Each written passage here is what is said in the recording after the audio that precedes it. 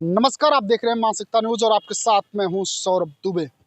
उत्तर प्रदेश में विधानसभा चुनाव में अभी बहरहाल 2 साल का समय बचा हुआ है, लेकिन समाजवादी पार्टी पूरी तरीके से चुनावी मूड में नजर आ रही है। समाजवादी पार्टी भले ही उत्तर प्रदेश में उपचुनाव हार गई हो, लेकिन समाजवादी पार्टी अभी से ही 2027 की तैयारियों में जुट गई है। आपको बता दें, समाजवादी पार्टी के से 5 ऐसे बड़े ब्राह्मण चेहरों के बारे में आज आपको हमारे पत्रकार साथी अनुज बताएंगे, जिन पर समाजवादी पार्टी दांव लगा सकती है। आपको बता दें कि अखिलेश यादव लगातार अपने फैसलों से, अपनी रणनीति से अपने विरोधियों को चौंकाते रहते हैं। अखिलेश यादव ने जब पीडीए का नारा दिया तो पीडीए के नारा खूब चला, लेकिन उस पर तमाम सवाल या निशान लोगों ने खड़े किए, विपक्ष के लोगों ने खड़े किए। तमाम ग्राउंड रिपोर्ट जब हम लोगों ने भी की तो कई ऐसे लोग थे जो सवाल खड़े कर रहे थे कि आखिर अखिलेश के पीडीए में अगला कहाँ है, अगला कहाँ है, सवर्ण समाज कहाँ है। अखिलेश के पीडीए में पिछड़ा, दलित और अल्पसंख्यक की बात होती है, लेकिन सवर्ण समाज कहाँ है। ऐसा में सवर्ण समाज को साधने के लिए, खासकर ब्राह्मण समाज को साधने की कोशिश में अखिलेश यादव अभी से ही लग गए हैं। आपको बता दें कि ब्राह्मण समाज वो समाज है जिसके पास कहा जाता है कि सत्ता की चाबी है। 2007 में मायावती ने एक सोशल इंजीनियरिंग की थी, जिसके बाद मायावती उत्तर प्रदेश की मुख्यमंत्री बनी। कई सारे ब्राह्मणों को उन्होंने मंत्री बनाया और 2012 का चुनाव आते आते ब्राह्मणों का बहुजन समाज पार्टी से मोह भंग हुआ, जिसके बाद मायावती सत्ता से दूर हुई। समाजवादी पार्टी की तरफ ब्राह्मण आकर्षित हुए और अखिलेश यादव उत्तर प्रदेश के मुख्यमंत्री बने। अखिलेश यादव ने कई सारे ब्राह्मणों को मंत्री बनाया। आज भी कई ऐसे चेहरे हैं जो अखिलेश यादव के बेहद ही करीबी माने जाते हैं, लेकिन 2017 का चुनाव आते आते समाजवादी पार्टी से ब्राह्मणों का मोह भंग हुआ और ब्राह्मण भारतीय जनता पार्टी की तरफ आकर्षित हुए और ब्राह्मणों ने अच्छी खासी संख्या में भारतीय जनता पार्टी को अपना आशीर्वाद दिया, जिसका नतीजा ये रहा कि अखिलेश यादव सत्ता से दूर हुए और भारतीय जनता पार्टी काफी समय बाद उत्तर प्रदेश में वापस लौटी। योगी आदित्यनाथ को उत्तर प्रदेश का मुख्यमंत्री बनाया गया, लेकिन 2022 में जब विधानसभा के चुनाव आए तो एक नैरेटिव सेट करने का प्रयास किया गया कि उत्तर प्रदेश में योगी आदित्यनाथ की सरकार से, भारतीय जनता पार्टी की सरकार से ब्राह्मण नाराज है। हालांकि ब्राह्मणों ने ये बता दिया कि ब्राह्मण इस विधानसभा चुनाव में भी भारतीय जनता पार्टी के साथ है और अच्छी खासी संख्या में ब्राह्मणों ने भारतीय जनता पार्टी को अपना आशीर्वाद दिया और एक बार फिर से उत्तर प्रदेश के मुख्यमंत्री के रूप में योगी आदित्यनाथ चुने गए। आपको बता दें कि अब हमारे साथ पत्रकार साथी अनुज हैं। अनुज, 2027 के चुनाव को लेकर 5 बड़े समाजवादी पार्टी के ब्राह्मण चेहरों की बात करेंगे और बताएंगे किनका किनका टिकट फाइनल हो सकता है। अनुज, क्या जानकारी आपके पास है, कौन वो 5 बड़े ब्राह्मण चेहरे हैं जिनका टिकट समाजवादी पार्टी फाइनल कर सकती है? सौरभ, सबसे पहले तो आपके दर्शकों को मेरा नमस्कार। जिस प्रदेश में 11 से 12% मतदाता ब्राह्मण हो, कौन सी पार्टी नहीं चाहेगी कि ब्राह्मणों को अपनी तरफ आकर्षित किया जाए। अभी आप अपने वक्तव्य में बता रहे थे, हमने सुना भी कि 2007 की बात चाहे हो, चाहे 2012 की बात हो और 2017 या 2022 की बात हो, सब ने ब्राह्मणों पर खूब आजमाया। जो आजमाई जिसने जितनी ब्राह्मणों पे कर ले गई, वो सत्ता में उतनी आराम से गद्दी पर बैठ गया। 2007 की बात कर लेते हैं। मायावती जी लगभग 86 सीटों पर ब्राह्मण लोगों को, कैंडिडेट को उतारती हैं।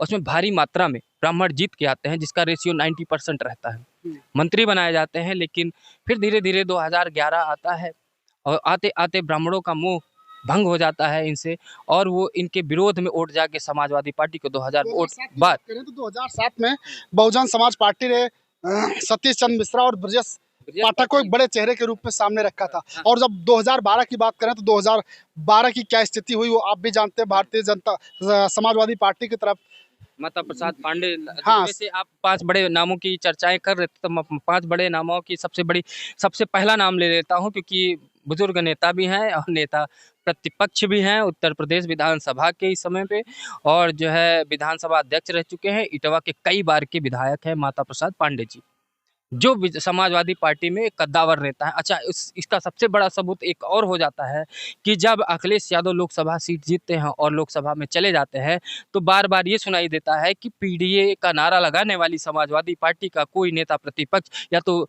जो उपेक्षित कई वर्षों से चल रहे हैं समाजवादी पार्टी में, उनके चाचा शिवपाल यादव हो सकते हैं, या कोई मुस्लिम कैंडिडेट हो सकता है, कोई ओबीसी चेहरा हो सकता है, तमाम कयासों के बाद देखा गया कि अचानक से माता प्रसाद पांडे जी को लाया जाता है और विधानसभा का नेता प्रतिपक्ष बना दिया जाता है। नेता प्रतिपक्ष विधानसभा का माता प्रसाद पांडे को बनाने को लेकर अखिलेश की रणनीति क्या है, आपको क्या लगता है? क्या 2027 को साधने का प्रयास है? बिल्कुल, जिसे मैंने कहा ना स्टार्टिंग में, जिस मतदाता की संख्या यहाँ पर 11 से 12% हो, बहुत बड़ी बात होती है। यहाँ पे 1 से 2% इधर उधर हो जाए तो पूरी सरकार गिर जाती है। यहाँ 11 से 12% की बात है, जो अभी देखा जाए 2017 के बाद से जिस तरीके से भारतीय जनता पार्टी का एक कोर वोट बन गया है ब्राह्मण मतदाता, और ब्राह्मण जिस तरफ झुका है लगातार उसकी सरकार बनी है। तो यही रणनीति अपनाते हुए अखिलेश, क्योंकि अखिलेश यादव एक राजशाही परिवार, राजशाही क्या, एक बहुत बड़े राजनीतिक परिवार से आते हैं जिनके पिता धरती पुत्र के नाम से संबोधित किए जाते हैं। बड़ा कई बार उत्तर प्रदेश के मुख्यमंत्री रह चुके हैं, रक्षा मंत्री रह चुके हैं, बड़े से छोटे नेता उनका सम्मान करते हैं। राजनीति की समझ है कि उत्तर प्रदेश में किधर हम जाएंगे, सिर्फ एक जात बिरादर को लेकर हम सत्ता में नहीं आ सकते हैं। और सबसे बड़ा उदाहरण उनके समक्ष था कि 2007, 2012, 2017, 2022, चाहे वो लोकसभा का भी चुनाव क्यों ना हो, 2014 हो, 2019 हो, और इस बार भी देखा गया कि बहुतायत 2024 में सबने साथ छोड़ा, लेकिन ब्राह्मणों में साथ नहीं छोड़ा। समाजवादी पार्टी और इसको भारतीय जनता पार्टी को वोट दिया और 241 सीटों के साथ भारतीय जनता पार्टी लोकसभा में बैठ गई। अगर ये ब्राह्मण भी नाराज हो गया होता तो आज मोदी जी देश के प्रधानमंत्री नहीं होते। तो इसी रणनीति को अपनाते हुए माता प्रसाद पांडे को उन्होंने नेता प्रतिपक्ष बनाया। दूसरा सबसे बड़ा नाम मैं ले लेता हूँ हरिशंकर तिवारी, जो कि गोरखपुर हाता जिनका नाम चलता है, यानी एक तरफ मठ चलता है एक तरफ हाता चलता है, जहाँ से योगी आदित्यनाथ हमारे प्रदेश के मुख्यमंत्री हैं। तो उन्हीं के पुत्र विनय शंकर तिवारी, उनका टिकट तो बिल्कुल फिक्स है वहाँ से देना, क्योंकि मुख्यमंत्री के अपोजिशन में अगर कोई बड़ा नाम गोरखपुर में निकल के आता है तो विनय शंकर तिवारी हैं। उनके अलावा वहाँ पर कोई कैंडिडेट ही नहीं, तो इसलिए इस दूसरा बड़ा नाम विनय शंकर तिवारी हो जाते हैं। दो नाम आपने बता दिया, एक माता प्रसाद पांडे जो कि समाजवादी पार्टी के कैंडिडेट हो सकते हैं, दूसरा नाम आपने बताया विनय शंकर तिवारी। विनय शंकर तिवारी कैंडिडेट हो सकते हैं। तीसरा कौन सा वो चेहरा है ब्राह्मणों का समाजवादी पार्टी में जिसका टिकट फाइनल माना जा सकता है? तीसरा देखिए सबसे बड़ा चेहरा यहाँ पर देखा जाए तो अब तीनों एक इक्वल हैं, लेकिन मैं बड़ा छोटा किसी को नहीं कह सकता हूँ। और जैसे कि समाजवादी पार्टी के बड़े चेहरे हैं ये लोग, दो तो बड़े हो गए, लेकिन तीसरा अगर हम देखें तो हम जहाँ पे खड़े, जहाँ पे बात कर रहे हैं तेज नारायण पांडे, जो कि राज्य मंत्री भी रह चुके हैं। अयोध्या की लगभग समाजवादी पार्टी की बागडोर उन्हीं के हाथ में संभालते हैं, बड़ा चेहरा है, राज्य मंत्री भी रह चुके हैं, बड़े मुखबिर नेता हैं, बड़ी ही तेज तर्रार नेता हैं ब्राह्मणों में समाजवादी पार्टी की तरफ से तेज नारायण पांडे, जो अखिलेश यादव के बहुत ही प्रिय भी हैं और उन पर काफ़ी विश्वास भी करते हैं। तो तीसरा सबसे बड़ा नाम देखा जाए तेज नारायण पांडे, जहां से समाजवादी पार्टी के कैंडिडेट अयोध्या विधानसभा से पवन पांडे कैंडिडेट हो सकते हैं। हो सकते नहीं होंगे, क्योंकि और कौन सा बड़ा नाम है यहाँ पर समाजवादी पार्टी की तरफ से? कोई बड़ा नाम नहीं है यहाँ पर। देखा चौथे नाम की अगर हम बात करें तो चौथा कौन हो सकता है? जाए तो आप कर लीजिए, चलते हैं हम लखनऊ, चलते हैं लखनऊ उत्तरी सीट से जो है उस समय अभिषेक मिश्रा विधायक थे, अखिलेश यादव के बहुत ही चहेते थे, राज्य मंत्री भी थे, और उनको लखनऊ में विकास पुरुष का नाम दिया गया था, क्योंकि इतने फ्लाईओवर उन्होंने लखनऊ में बनवा दिया था।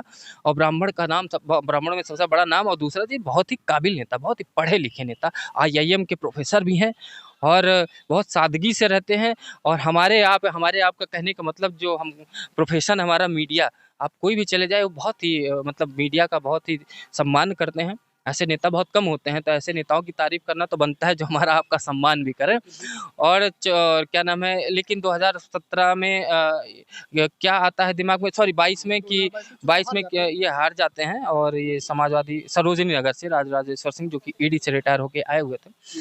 और आप आखिरी नाम भी ले लेता हूँ उसी वक्त, मैं आपको बता देता हूँ, लमुआ सुल्तानपुर सीट से संतोष पांडे जी का चल रहा है। पांडे का भी नाम रहेगा बिल्कुल, क्योंकि ब्राह्मणों में एक तरीके से जो अलग जगाने की बात आई थी, उन्हीं के अलग जगाने के बाद लखनऊ में पूर्वांचल एक्सप्रेस के बाद के पास में भगवान परशुराम जी की ब्राह्मणों के लिए मूर्ति बनाई गई, अखिलेश यादव वहाँ अनावरण करने गए थे।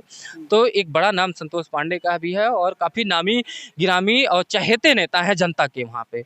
तो वहाँ पे सत्ता पक्ष का कोई भी खड़ा, कोई भी विपक्ष का नेता खड़ा हो सकता है, तो संतोष पांडे उसको बहुत ही आराम से टक्कर देते हैं और हरा भी देते हैं। बाकी जनता का मूड क्या है तो जनता बताएंगे, हम ग्राउंड पे जाएंगे। जनता जो सूत्रों के हवाले से खबर आई है वो एक कन्फर्म नाम है समाजवादी पार्टी की तरफ से। ये 5 ब्राह्मण नेता से तो कई हैं, लेकिन हम अभी पाँच पे ही नाम पे चर्चा कर लें तो ज़्यादा ठीक है। इन्होंने 5 बड़े ब्राह्मण चेहरों की बात की जो समाजवादी पार्टी की हैं, जिनका टिकट समाजवादी पार्टी की तरफ से लगभग फाइनल माना जा रहा है। आपको हम एक बार फिर से बता देते हैं। इन्होंने पहला नाम बताया माता प्रसाद पांडे, जो कि नेता प्रतिपक्ष हैं, और कहीं न कहीं 2027 को ध्यान में रखते हुए नेता प्रतिपक्ष माता प्रसाद पांडे को बनाया गया। पवन पांडे, इस वक्त हम अयोध्या में हैं, तो अयोध्या से पवन पांडे। तीसरा नाम अगर हम बात करें तो विनय शंकर तिवारी गोरखपुर चिल्लूपार विधानसभा से, संतोष पांडे लम्हुआ से, और अभिषेक मिश्रा की बात की इन्होंने लखनऊ से। ये 5 ऐसे नेता हैं जिनका टिकट लगभग समाजवादी पार्टी से तय माना जा रहा है। आपको क्या लगता है, कौन और ऐसे नेता हैं जिनका टिकट फाइनल माना जा रहा है? कमेंट सेक्शन में जाइएगा, कमेंट कीजिए और कमेंट करके बताइएगा कि आपकी विधानसभा में किसका टिकट फाइनल है। अभी के लिए बस इतना ही। देखते रहिए मानसिकता न्यूज़।